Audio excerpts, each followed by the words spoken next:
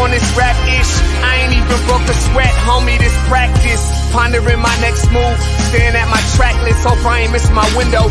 Praying like a Baptist, Seattle's own. Tired of this Game of Thrones. They made a list of the best rappers, and guess who wasn't on? While the disrespect continues, I'm steady packing these venues. Guess if you ain't at the table, you on the menu. And I'm that spitter, baby. They don't want you to see, but everybody's south of Capitol Hill's rocking with me. Boys smoke the trays and ponder getting their life together. I'm comfortable with my role, so I'm like, whatever. Me? I ain't got a job, but I work hard. And you don't work hard, but you got a job. The irony is I'm judged while you feel the applause. I'm slept on, that's why I had to set this alarm. My dudes is armed, I'm armed with this arm charm. Body banging like she got that cream from Barry Bonds. Yeah. I did it for the city, I did it for the love, I did it for the people, I did it for us. That Dre season is here, a real hitter with a mic, I'm everything that they fear. With that hood ain't the same, I was all on their ass, I'm level-headed. So yo, my dudes love when I spaz, and I'm so over Seattle's passive-aggressive attitude. They don't call you back, what they really saying is F you. While I'm from the same place, I move at a different pace. I prefer if you just said it to my face, damn, I did it. I did it for the city, I did it for the love, I did it for the people, I did it for us. Average dudes with they average spit, writing average rhymes, knocking average chicks. The closer I get, I can feel the people starting to shift. I'm loyal to a fault, and everybody can't come with. Rap's a rich man's game, I'm only playing with change. They bang models and singers, I'm knocking my old flame, I'm different. The crowd, I move with the chosen few. Black thoughts, I could be the front man for the roots. No diamonds and gold, I'm on my sticks and stones. If we can see your panty line, you should have on a thong. My team is strong, through this fire we forged a bond. And they already know what it is when I get on. To the hearse, party like it's December 31st. When I'm on my deathbed, I probably cracking my nurse. You ain't got the bars to compete. I'm a verbal athlete, deflating these boys so they say that I cheat. Damn, I did it. I did it for the city, I did it for the love, I did it for the people, I did it for us.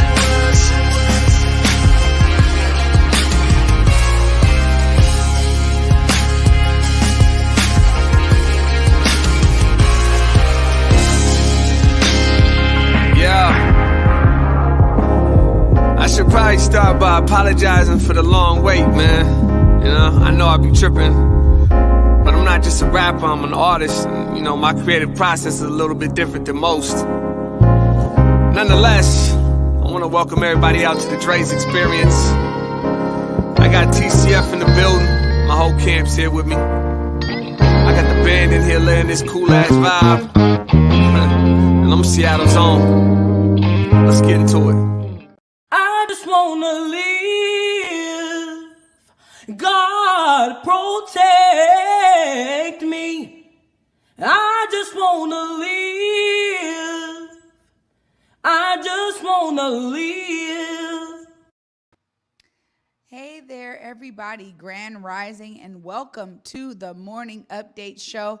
Happy hot Monday to all of you out there. I'm your co-host, Trey Holiday, and boy, oh boy, we got a hot one, folks. And we got a hot one on set with me right here. What up, Big O? Trey Holiday. Hey. Hey, welcome back. We missed you on Friday, but man, you stepped into the set today as brilliant as the sun. Look at you. Oh, thank you, my friend. I had to bring the colors today for this heat, trying to reflect it off me a little bit. Man, how was your getaway? It was amazing. You know, it's great to be able to celebrate folks and give them their roses while they're here. So shout out to everybody out there. Shout out to Tame. It was a great time.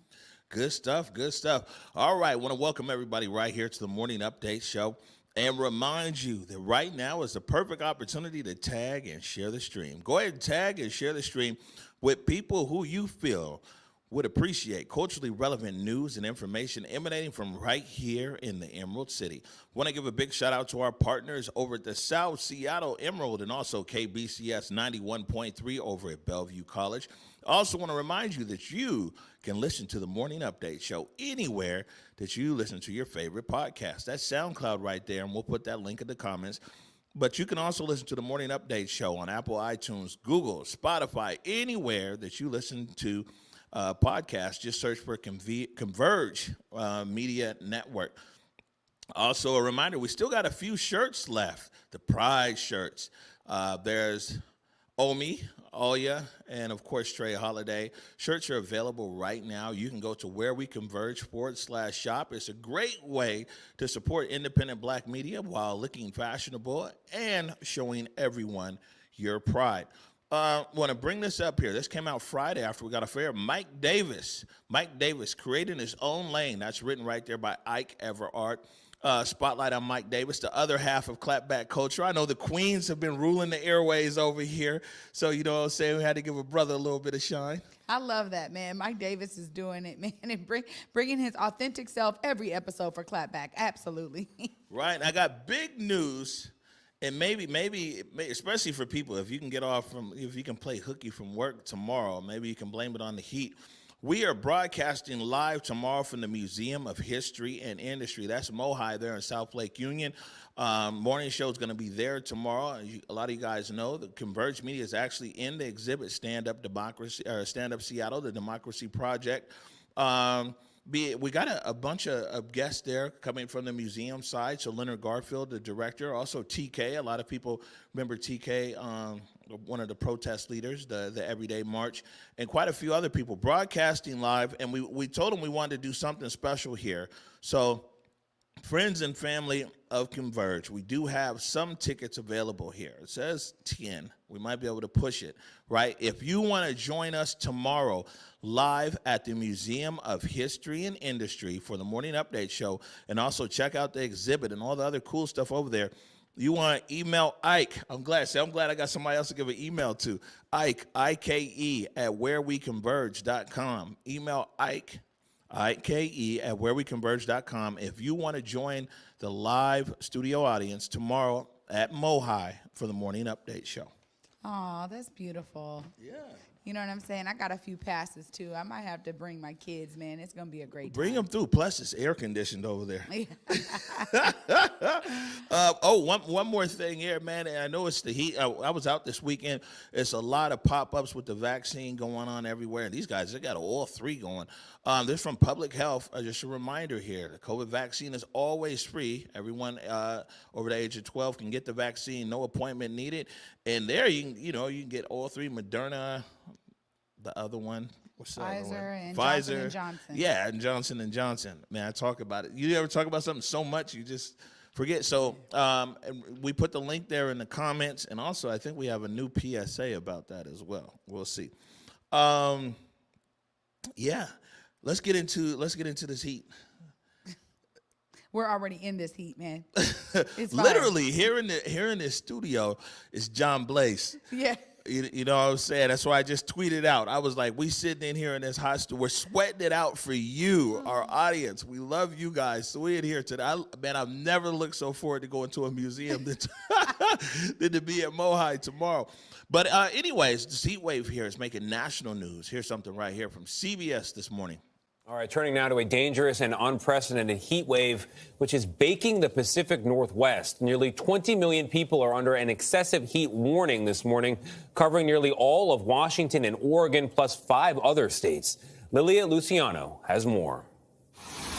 It's never been hotter across the Northwest. A record 112 degrees in Portland, Oregon, 110 in Eugene, Oregon, 104 in Seattle, Washington, marking the first time the city passed triple digits 2 days in a row since record keeping began in 1894. Unfortunately, we're starting to see this year after year. It's getting hotter and hotter. Climate change is real. Seattle's summer months are usually mild, with average June high temperatures in the 60s and 70s, so many homes don't have air conditioning.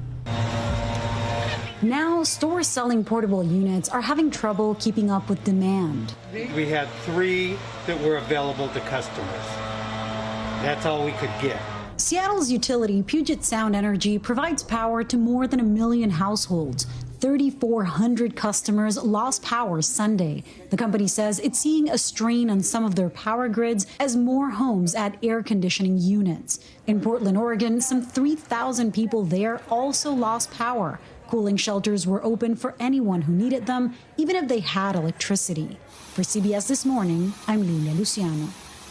So let's go now to CBS News meteorologist and climate specialist Jeff Berardelli. Jeff, good morning to you. What is going on here? Why is the Northwest so much hotter than it's ever been? You know, it's partly due to climate change. We have a crazy weather pattern right now. These temperatures are almost unbelievable, even for a meteorologist. Portland, Oregon, 112. Seattle, 104, both all-time record highs. And Canada, 116 degrees, broke the highest temperature ever in the whole nation. So this is the pattern right now, a very wavy jet stream, and everything is kind of stuck. This is called an omega block. You can see the Greek letter omega in that pattern.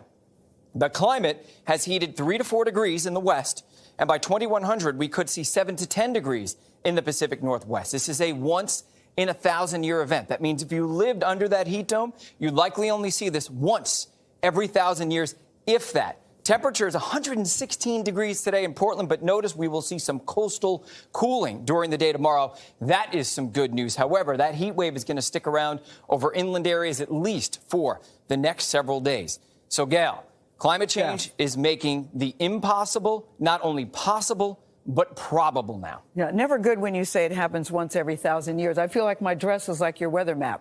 It's actually, it's true. Not so good. Hot. Well, I will use that next time. All right, Jeff, Okay. good to see you. Yeah, Trey, your dress kind of looks like the weather map, too.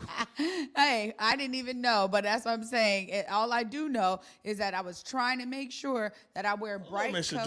Director, there you go. You got to pay attention over there. Wear bright colors so that I could try to reflect a little bit of it, man, because the sun is beaming down, and we saw it yesterday. We saw it spiking. I mean, it was 10 p.m., and it was still 93 degrees. I mean, that's what we were dealing with. And so, honestly, like they said there, I was telling my sons, I said, you guys, I've never since I've been alive have I seen a temperature, or, I saw numbers at 111 it's supposed to get to today. Many businesses closing down because you're right. Oh, we're not prepared for that heat up here. Can't even get a Dick's Burger Right. today.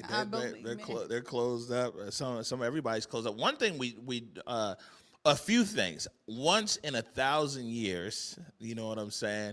I mean, it's hot. If we ever needed that Fraser River winds, we need it right now, man. I mean, it's extremely hot, and I mean, this climate change is real. We've been talking about it, and you see, like, it isn't until right now when it's directly impacting people on their actual everyday that people are taking a second thought about climate change. A lot of times people don't think about it, but when the place that you work is closed, when the way that you transport is shut down, when the roads are too hot to even drive, they're telling people slow down because, the concrete is buckling on the roads.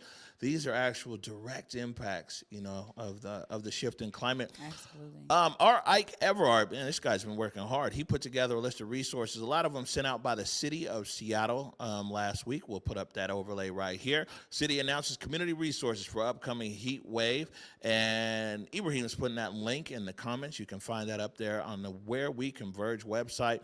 There's lots of resources out there to stay cool. And also the county has some resources too. I know the council member Zahalai was talking about those. But, we really want to encourage people, stay hydrated, man. Yeah, I mean, stay hydrated. And, we talked about this before with, it being pretty hot last summer. And we kind of was like, hey, there was extreme heat waves then, not this big. But, encourage your neighbors, check in on them, make sure people are okay. One of the things I really loved hearing yesterday was, folks transporting our elders over to Lake Washington so they could be at the water, they could be cooler, be able to dip in if they wanted to. So there's a lot of other community efforts too that sometimes go unnoticed. I just want to say shout out to all of you who are checking in on our people and checking in on your folks, man. It's important that we be doing this and sticking together. Yeah, we got a whole lot of the morning update show still to go here, including we took a look back at taking Black Pride. And so we got video there, and also I wanted to share with people some of the feedback that we got. It's interesting, but we'll get to that. Right here, though, this was Friday. We didn't cover it because it was Feel Good Friday. We had a vibe going, but Derek Chauvin was sentenced for the murder of George Floyd. Mr. Chauvin, as to count one, based on the verdict of the jury, finding you guilty of unintentional second-degree murder while committing a felony under Minnesota Statute .19 subdivision 2 paren 1. It is the judgment of the court that you now stand convicted of that offense.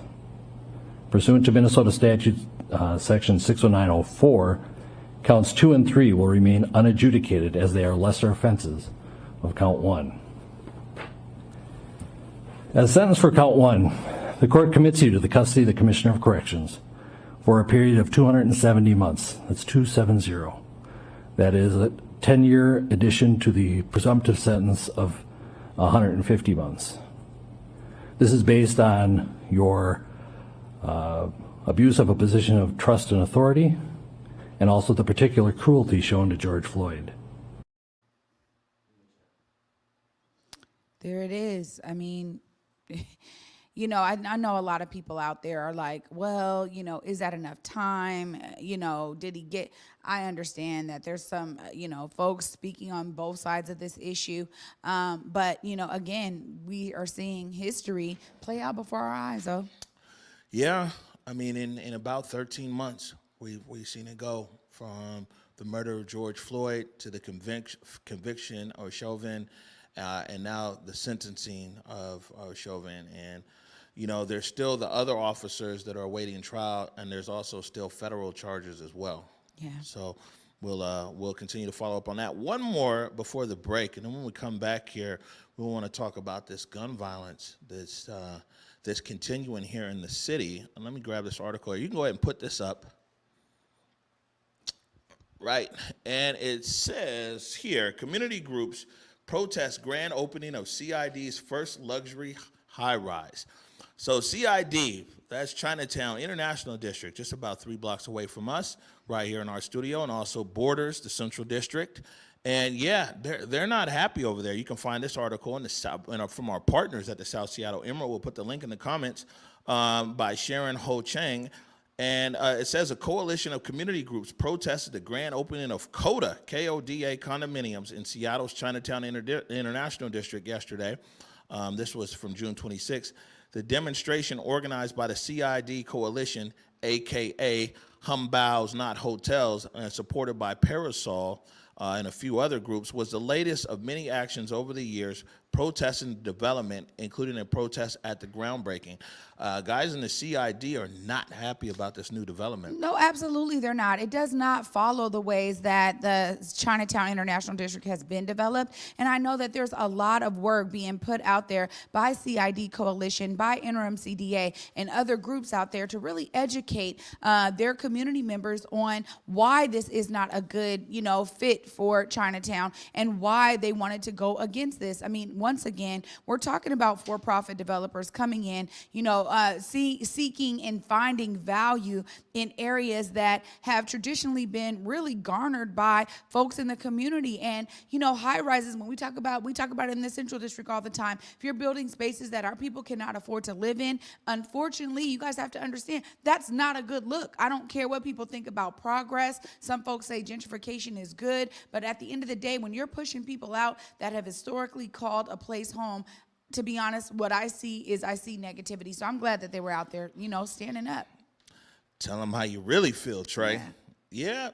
Well, you know, we find this here, and especially these neighborhoods, these traditional legacy neighborhoods. I mean, when you talk about Chinatown International District, and that's one neighborhood right there that's done its level best to hold on to as much of its history and culture, original buildings, and some everything else. We haven't fared as well in the Central District. You know, I mean, a lot of things that were of historical value to us have been developed or redeveloped, and a lot of our population has been moved out. And so these guys, man, they're not letting things go without a fight down there in the International District. Yeah, absolutely. And I think the Central District really showcases an example to so many people who are like, wait a minute, we have to actually collectivize our voices at the heart and beginning of all of this, because we see how it plays out. And so that's why, you know, you don't want folks to end up having multiple parcels of land in their communities being developed in this way. Again, shout out to CID Coalition for standing firm on this, for being connected. Hashtag Humbaos Not Hotels. Agree 100%. You hashtagging and everything. Man, I go ahead love and put those that guys in the over there. comments just for Trey. Hashtag humbows, not hotels. Yes. Look at Ibrahim. How do I spell humbows? Yeah, don't worry. You can look it up, Ibrahim. Don't worry. All right, so look, we're going to take a break here. When we come back, man, we really need to touch on this gun violence here impacting the city. And then after that, we're going to take a look at taking Black pride. You're watching the Morning Update Show. Hey, everybody. We all know that COVID-19 has had a major impact on everything this year, even energy bills. Puget Sound Energy understands the ongoing struggle that's facing its customers.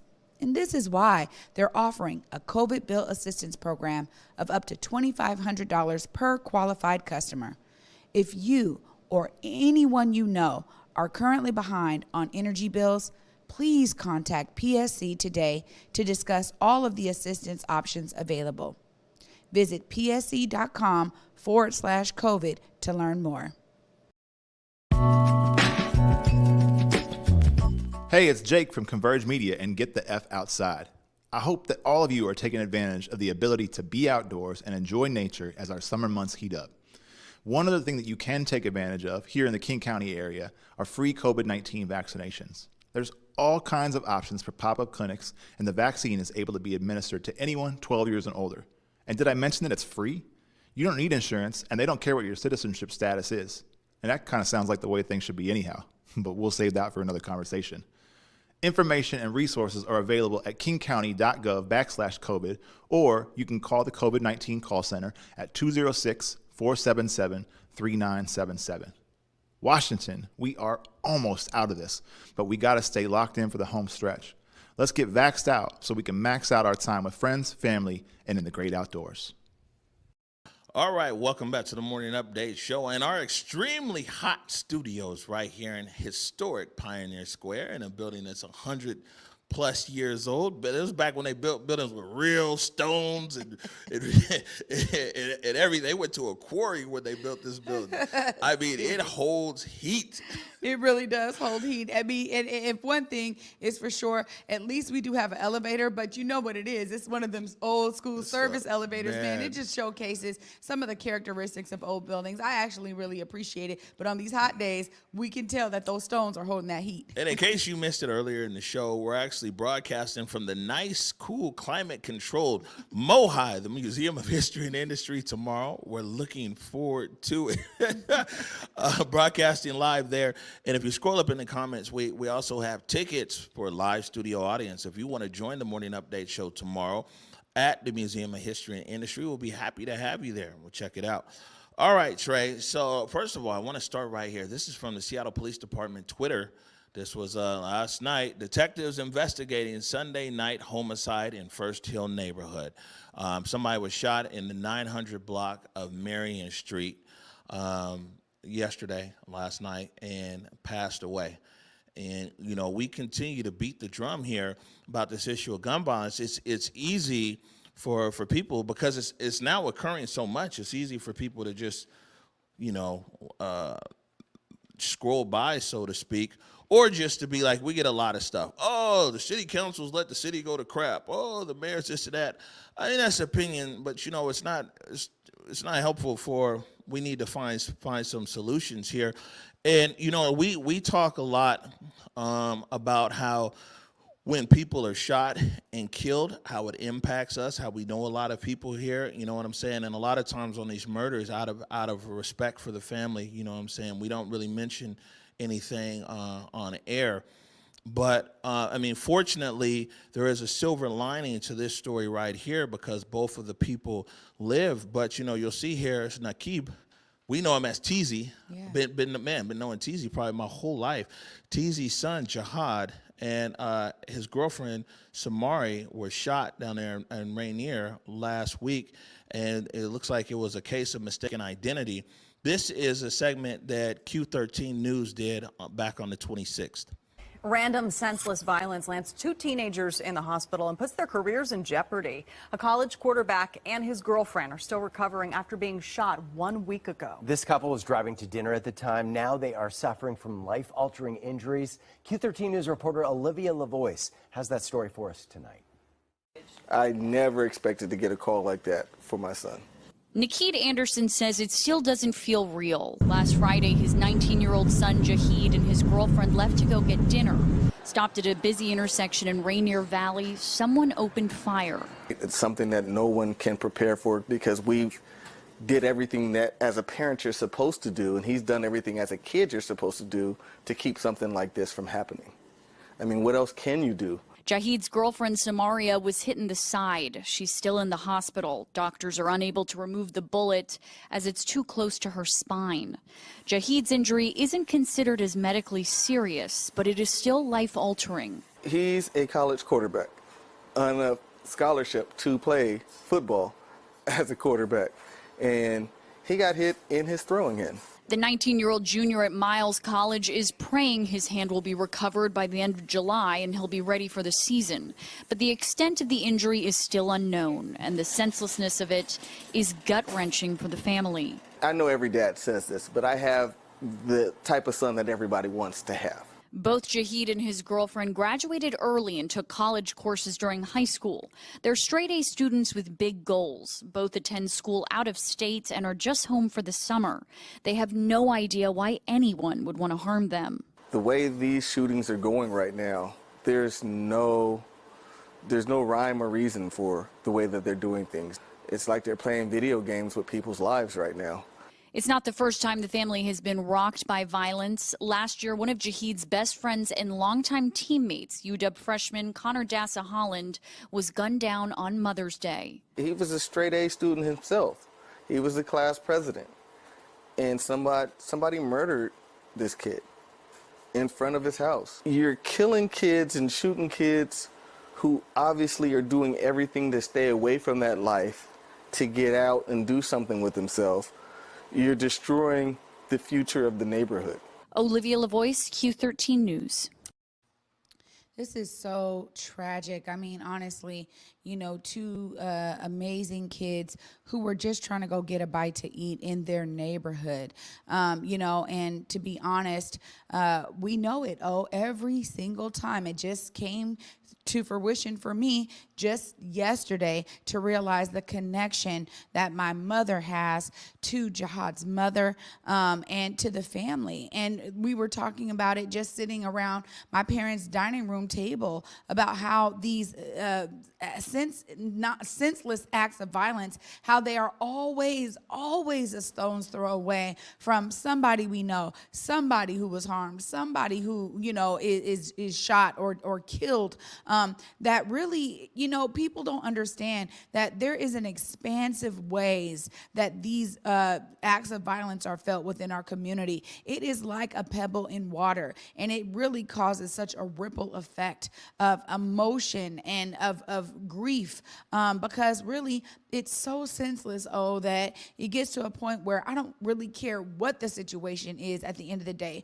We're really losing our young people. We're also losing them to the ones that believe that their only option is to pick up a gun and shoot. And I just got to say, shout out to folks who are really working to disrupt this ideal, because it's something that is permeating so many young people and now really affecting so many folks. When you talk about they're not even involved. We said this about T-Love. When you have people that are doing the right things with their lives and they still are affected by this violence, it's so much. Sometimes it's too much, bro. Yeah, and you know, we need to just be very honest with each other as a city right here.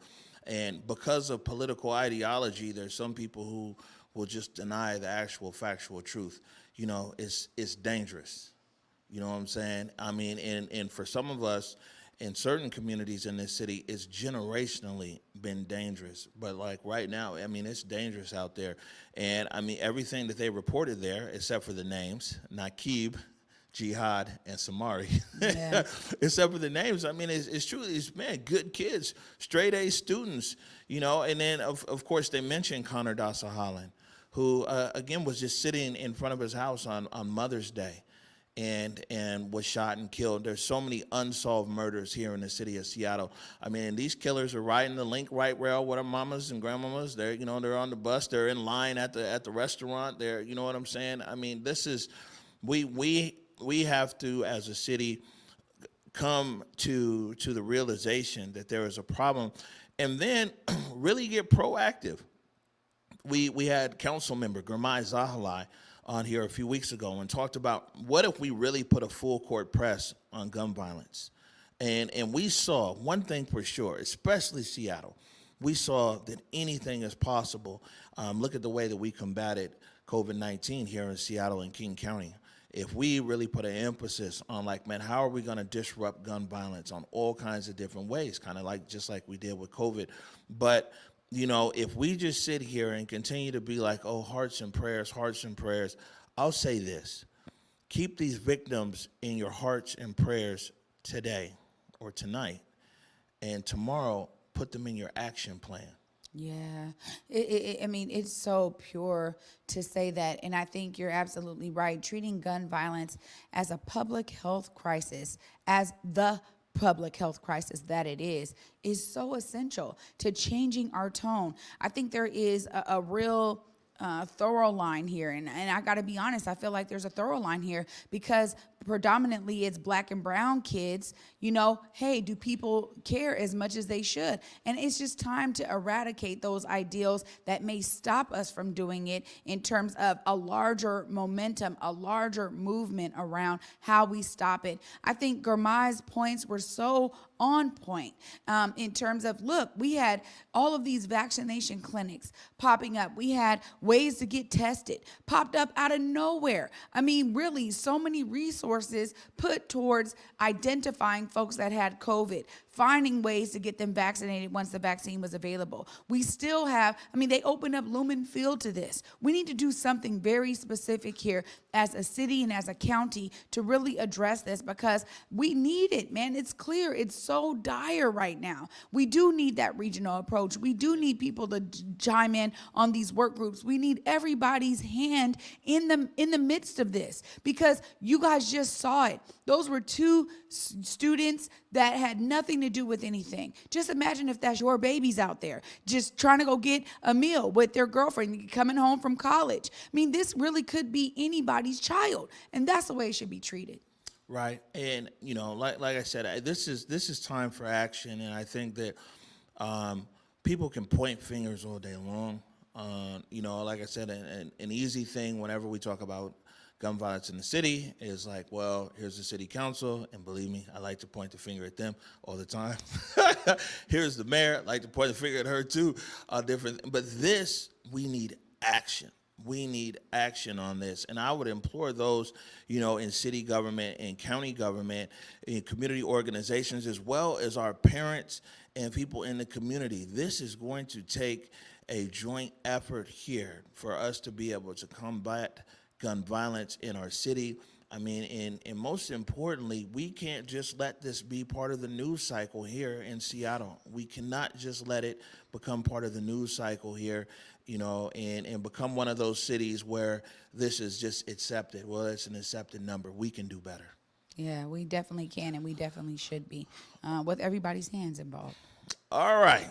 I wish I could say a lot of people were tuning in every day to see what we were talking about. But there's quite a few people tuned in today because we're going to be talking about taking Black pride. So for those of you guys who just tuned in for that, now's a good time to get ready and tag to share the stream because we're going to take a quick break. And when we come back, it's all about taking Black pride.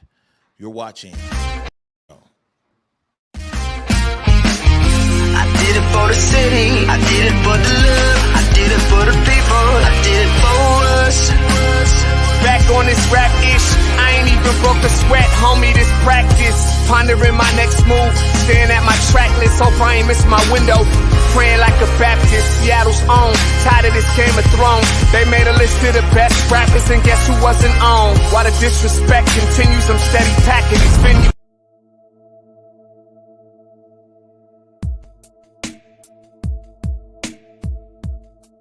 Converge Media produces culturally relevant content for Black and urban audiences. Our coverage is raw, transparent, and objective, praised by community leaders, government officials, and residents. Support Converge Media today via Venmo, Cash App, or PayPal at Converge Media.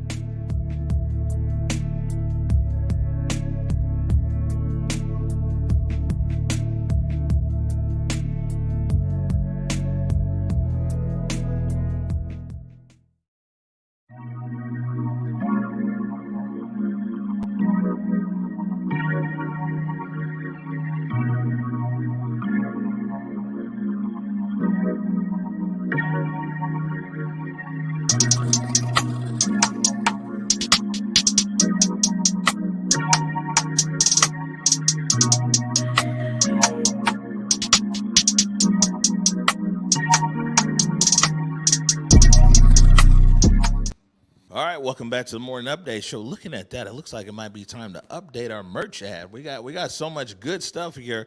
Want to remind everybody, a great way to support Black-owned independent media while looking fresh and showing your pride. Go to whereweconverge.com/shop. I think you can put the link there in the comments. Pick up one of your limited edition Pride shirts today. Now, Trey Holiday, this taking Black Pride, geez. I mean, this was a big topic of conversation, at least in our communities and certain different communities. You know, clearly like in Black community and the LGBTQ community and at some point larger community and then national news and some of everything else. I mean, yeah, this was interesting. And you know what? I'm glad that to say that like Converge, you know what I'm saying? We saw it through. We saw it through from A to Z, and we'll play the video here. You know, it's a bit disappointing. You weren't here on Friday, but it's a bit disappointing how quiet a lot of other media is. How quiet they were about this, especially community media. You know, some media outlets we really don't have an expectation to cover, but man, you know, this is a controversial event at Jimi Hendrix Park, and it involves Black people, and it involves Black trans people and LGBTQ community. And man, there's a lot of crickets out there. Wow. Well, you know, I just got to say that, you know, we were able to put a personal spin on it. I mean, both of us have really experienced, you know, gay folks in our family that, you know, had to get together and bond together on their gay Blackness, right? At the time, that's what it was. And to be honest, you know, I wasn't shocked that these guys wanted to do something different. Man, times are changing. And honestly, you know, there's nothing wrong. I mean, James Brown said it, we're Black and we're proud. And, you know, the term, you know, pride extends beyond that community. So for them wanting to do something that was very specific about their lived experience, you know, I'm still shocked that folks had anything negative to say about it. But again, that's people for you, man. As my mama says, it takes all kinds. So right, and I'll just say this. So before we play this recap here, is, you know, those things Mama says, and it just sticks in the back of your head. Mama always says, "How you do anything is how you do everything." And I was actually this last weekend was actually my weekend off. Mm-hmm. I was like, man, I'm getting out of town, finna go somewhere, sleep in, and be by the pool and everything. And then we got to covering this story and everything else, and I could hear in my mind, Omari, the plane's waiting for you. But how we do anything is how we do everything. And I think that it was more important to cancel those plans. And I'll be honest with you, I'm 10 hours in that 100-degree heat, but was out there, and I think that we captured something here that encapsulates, at least as far as the video can, part of their experience there at taking Black Pride.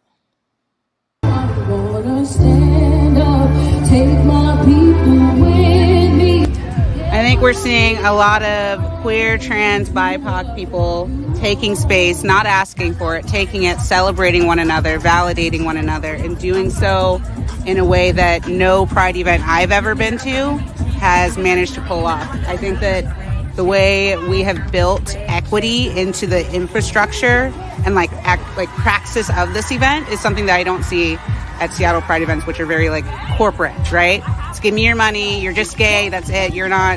There's no acknowledging of like the very complex identities that we have.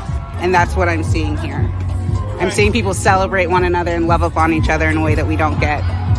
People are dancing, people are carefree, people are getting to know, like I said, getting to know new people, talking to people that they've never talked to. You know, we have a lot of performers from out of state, you know, so our local performers are getting to know those folks and forming connections, which is amazing. People are enjoying good food.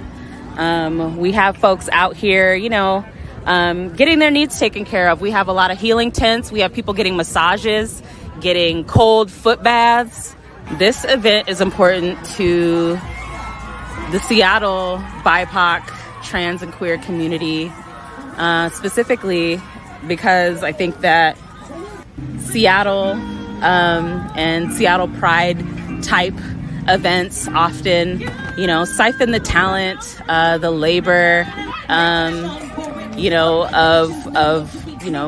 Black and brown trans folks of color, Black and brown queer folks, and this is really an event that, that gives back, right? You can't pour from an empty cup. And I think that a lot of the traditional Seattle Pride events, require us to give a lot of labor, and they don't pour a lot back into us. And with this event, people are laboring, but it's a labor of love, and they're getting so much more back into that cup. And so that's what we want. I think for our community, a lot of the barriers and a lot of the disparities that occur within the Black community and brown communities, but also within the LGBT community, all of those things are compounded and impact our community, twice as much, 4 times as much, in some cases 6 times as much. And so, I really feel like this is an event where we're centering ourselves, we're creating empowerment for ourselves, we're, reaffirming that we matter, we're reaffirming that we exist, we're reaffirming our humanity. Moment of silence as we have a dedication from one of our organizers for some of our queer community that we lost this year and the last couple of years. Yeah, we go through so much, and also, when we die, I feel like it's an afterthought to sometimes our community, but also just like the general public. We had some amazing folks in our community pass away. LL, Constance Blakely. 1, 2, 3. 1, 2, 3. Honestly, I want people to know that, we're not out here, trying to be revolutionary. This is not a protest. This is literally trans people wanting to be with trans people, and wanting to be with our community and wanting to find that community again after COVID, after being, just away from each other for so long. And so it's refreshing that we just have a sea of Black and brown folks, but in particular, Black trans folks feel safe. I think it's also our security out here, holding us down. I feel really great about that, just having those, between all of the collectives and folks who are here, having those connections to just make sure that, we weren't expecting to have 50-ish people doing security, but they just rallied for us in less than a week. So I feel full. I just feel so much. Sometimes I watch somebody perform or I see someone, I get choked up because it's just, we haven't seen each other in a long time. And so it's difficult to just not want to run up and, go onto somebody. But I feel full and relief that it's starting. And no one kind of showed up to harass us. And yeah. So that is free for BIPOC. And then you can, if you like to check out merchandise and all, let us know. There's so many people who are, pissed off, severely pissed off about reparations. And, clearly we as a community can't give each other reparations. The general public, white people or whoever, can't give us reparations. But I don't think folks see that it was an insult for them to sit there and say that we're pocketing the money, especially when this is community funded. This whole entire project is community funded, especially last year, $27,000 in 2 weeks. So I feel like that goes to plane tickets, that goes to hotels, that goes to so many things, that goes to paying for food. Not everybody donated and we're paying for that food. That goes to, and the crazy thing is, I know, I got a bag of money with me and that goes to the performers. So I literally pull from the reparations and give it to the performers. So it just feels like an insult. If only these folks that were here last year, then they would understand what the hell we were doing. Also, there's nothing wrong with getting funds from your community, even if it boggles my mind because we're the most marginalized, right? And folks are pissed off that we're collecting money and they can't even ask us, where is it going? And once you answer the question, they're just pissed off. I don't know. I just feel like, the whole thing around that is just disrespectful. that we're going to do it again, and we're going to keep doing it, and they can stay mad about it.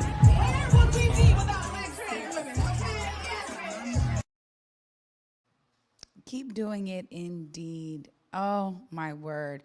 I really, wish I was there in town for this amazing event. It just looks so peaceful, joyful, exciting, real love being poured out. And that's, it's beautiful, because I'm just wishing my uncle was here to see that, to participate in that, to know that he was so loved in this way.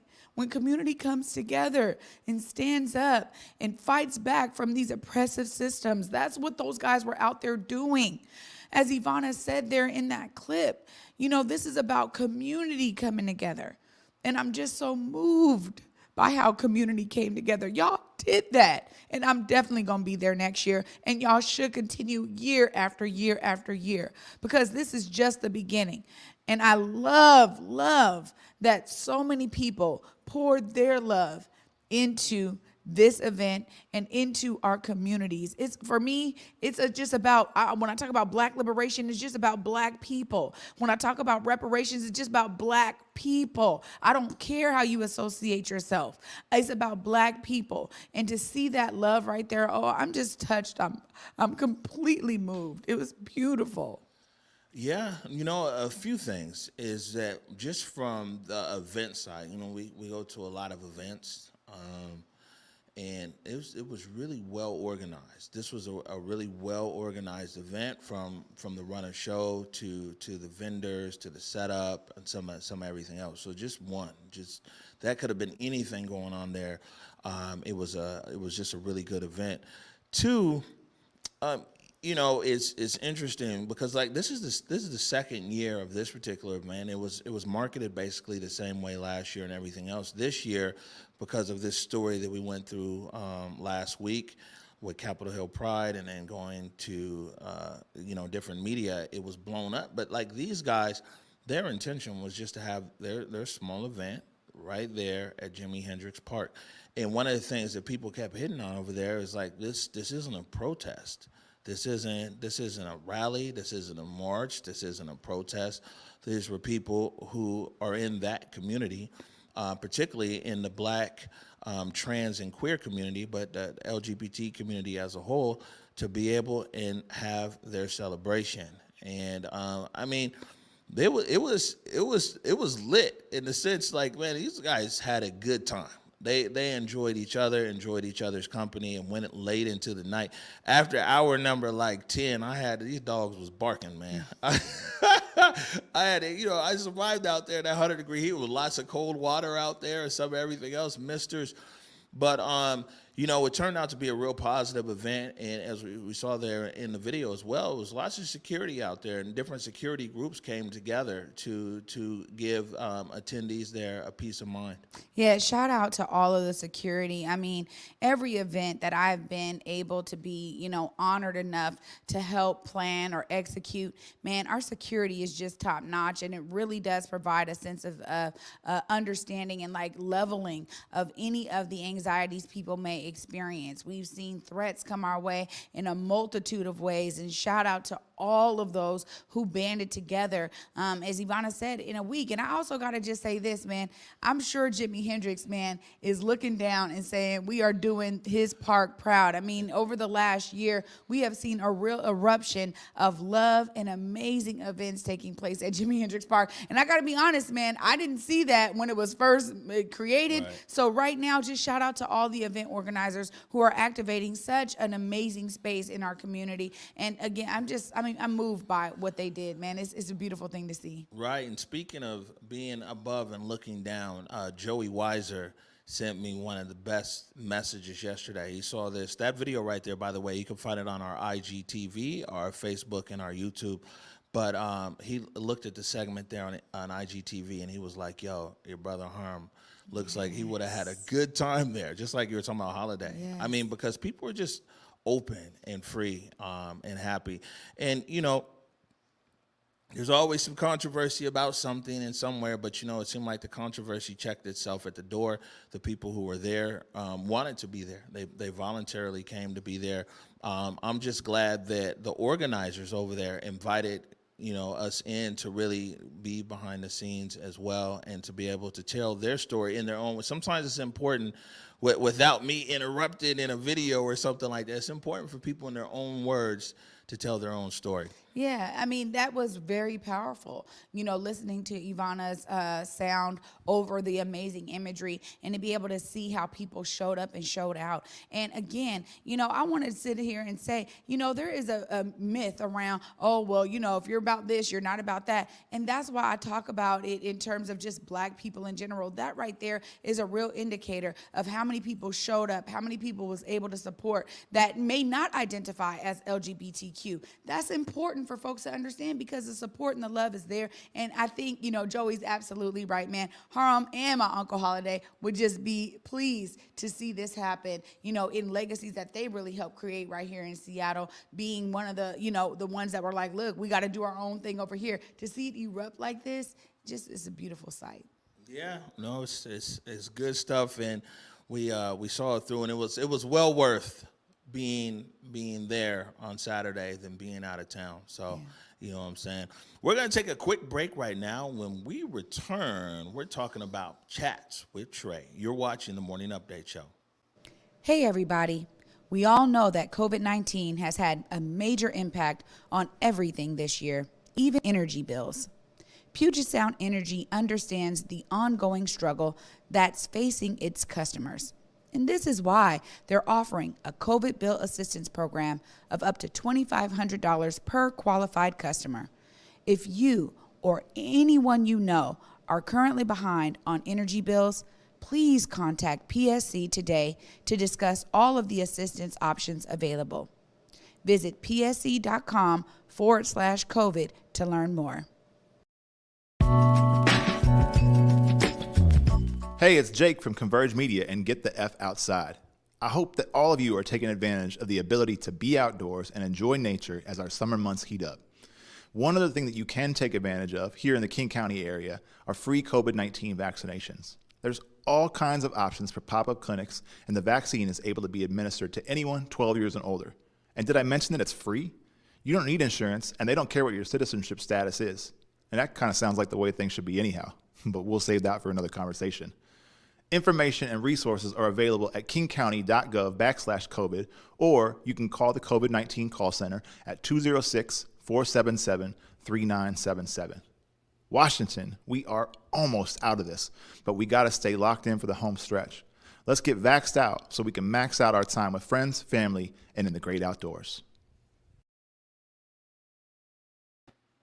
All right, welcome back to the Morning Update Show. Okay, Trey, so you were out of town this Friday, but we had an episode of Chats with Trey. You were talking to a young entrepreneur and some everything else. It's a really nice show. It looked good, too. Who directed that? That was Curtis Delgado in the building. Man, Curtis, he's stepping up his direction game. Yeah. So you want to tell us about it? Absolutely. I mean, one of the things that I really love about Chats with Trey, and thank you, Converge, for giving me a platform to do this work. Omari and I talked about it years ago. And really, it is to be able to connect with people all throughout our community that really are doing amazing work. And Rachelle Sampson, I was so impressed. Every, bit that she was getting into, every question that I was able to ask was so full of a young person, only 23 years old, that's really pushing the needle in her own regard, saying, you know what, I saw that I could do this. I embarked on that. I saw that there was a need here. I did that. You know what I mean? And I love being able to see the other side of it, because I do a lot, and y'all know that. Wear many hats, right? right? So as I'm helping to organize events, to hear from people that are vendors that get to really experience those events and the crowds that the events draw is just beautiful. And so, you know, I was elated, honestly, to have a great chat with Rachelle. You know, showed up and really impressed me. And, you know, here I thought we were going to be primarily talking about clothing.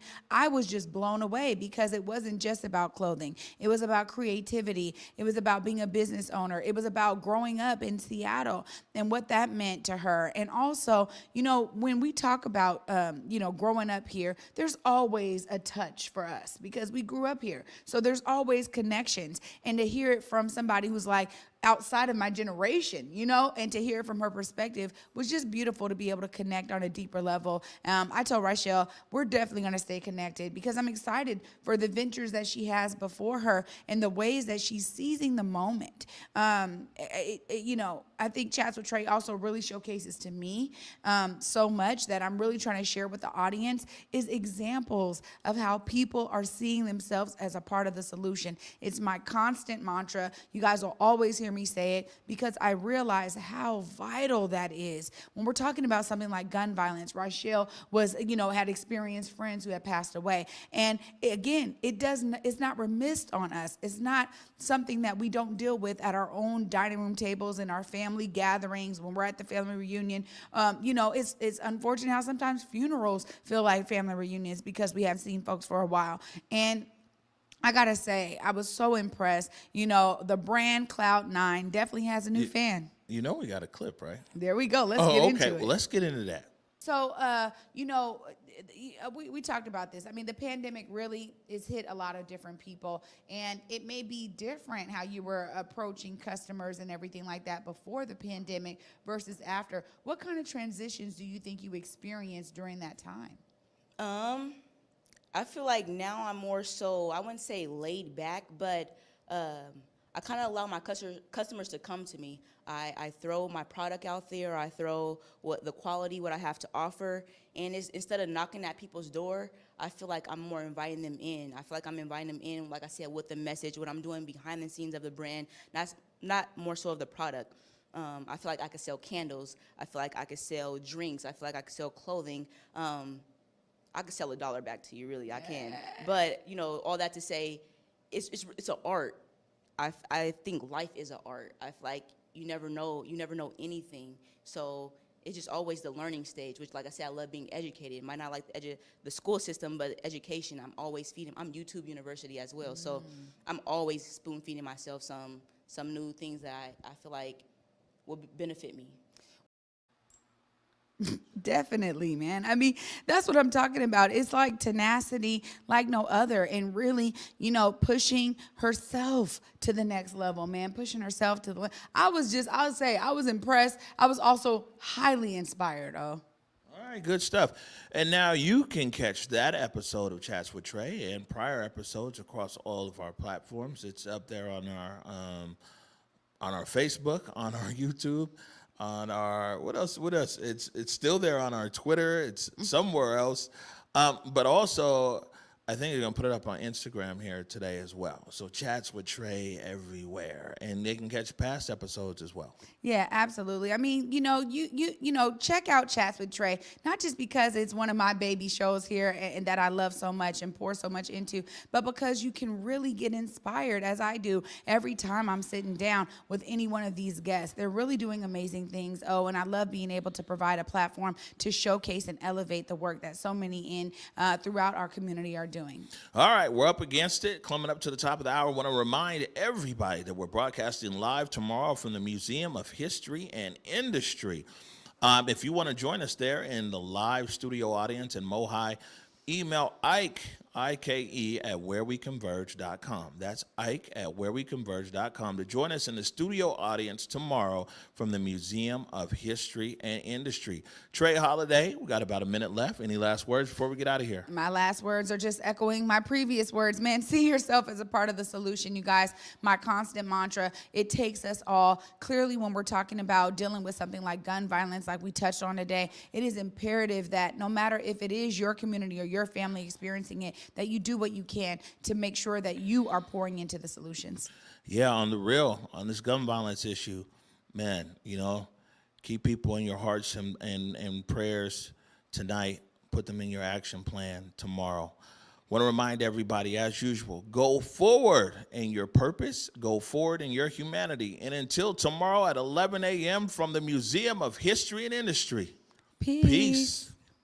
Lift every voice and sing till earth and heaven ring with the harmonies of liberty. Let our rejoicing rise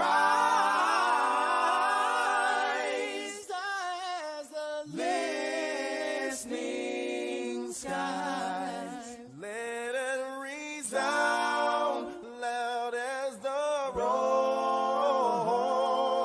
sea.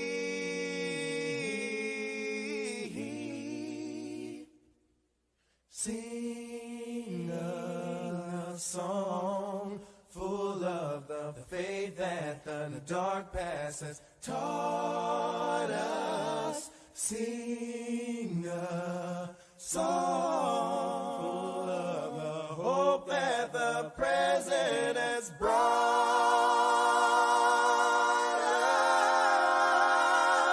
us.